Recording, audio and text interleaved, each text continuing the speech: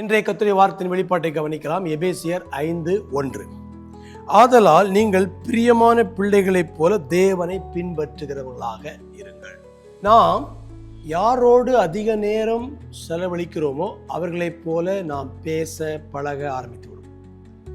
பிள்ளைங்களை பாருங்க, அப்பாவே பார்த்துட்டு இருக்கனால அப்பாவே போல அவங்க பேசுவாங்க, செயல்படுவாங்க.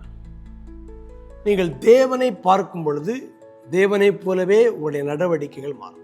தேவன் அன்பாகவே இருக்கிறார். அன்பான தேவனோடு நீங்கள் பழக பழக நடக்க நடக்க நீங்களும் ஒரு அன்புள்ளவர்களாக மாறுவீர்கள்.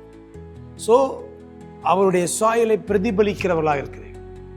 வேத வசனம் ஒரு கண்ணாடியாக இருக்கு. இந்த கண்ணாடியிலே நீங்கள் தேவனை பார்க்க பார்க்க உங்கள் சாயல் தேவ சாயலாக மாறி நீங்கள் அன்பிலே நடந்து கொள்வது எளிதாக இருக்கும், அது கடினமாக இருக்காது. ஆகையால் அந்த அன்பு உங்கள் வாழ்க்கையில ஊற்றப்பட்டு உங்களிலிருந்து அது பாய்ந்து அநேகருடைய வாழ்க்கையில அது வெளிப்படும்படியாக தேவன் வடிவமைத்திருக்கிறார். ஆகையால் தினந்தோறும் வேத கண்ணாடியை பாருங்கள். தேவனுடைய சாயலை பார்க்க பார்க்க அந்த சாயலாகத்தானே நாம் மகிமையின் மேல் மகிமை அடைந்து மறுரூபப்படுகிறோம்.